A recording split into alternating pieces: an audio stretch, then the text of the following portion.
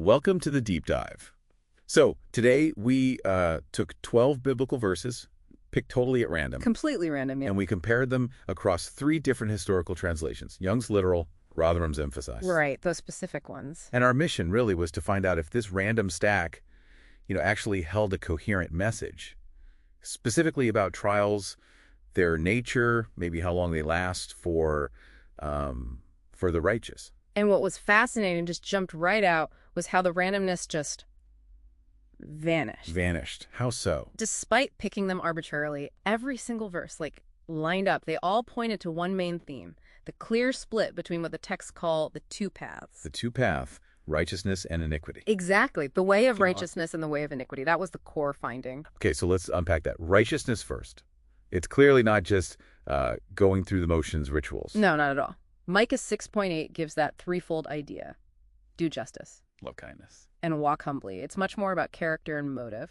And the translations brought that out, the internal part. Yeah, especially when you compare them. Young's might focus on the, let's say, the act of injustice, but Rotherham often emphasizes the internal driver, the heart. Ah, like in Matthew 5, adultery. Precisely. It's not just the act. The text warns that even the willful desire, the lust, that's committing it in his heart. That seems like a really high bar. How does it play out practically? I mean, internal sin. Well, look at Job 31.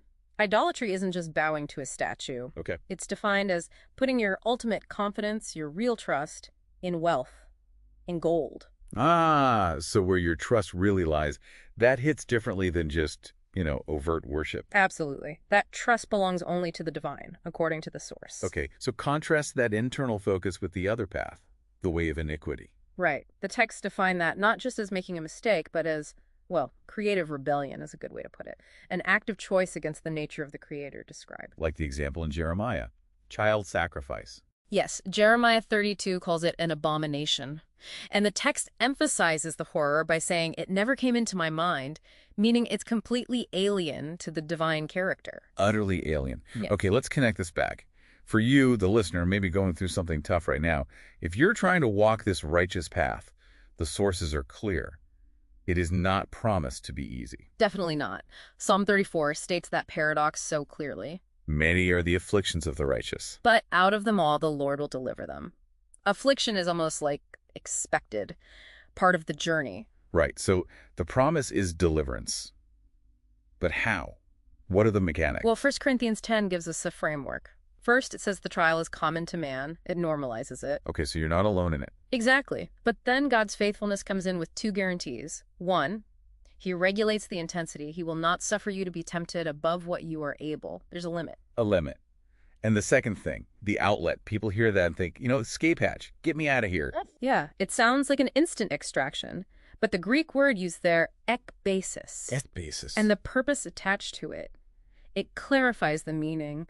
The way of escape is provided so that you may be able to bear it. Ah, so not necessarily out of the fire, but strength through the fire. Often, yes. It's about providing the means to endure, to get through it, not always just removing it instantly.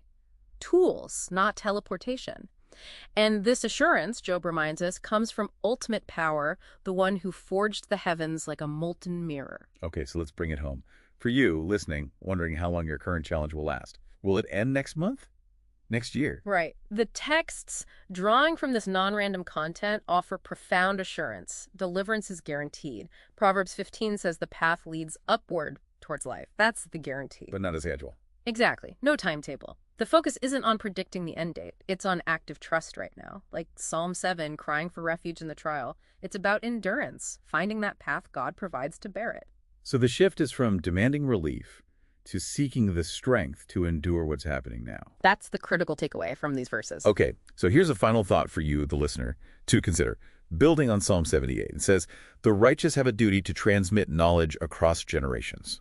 Children tell their children. So the question is, what historical, spiritual, or maybe ethical knowledge are you responsible for preserving and passing along in your own life right now?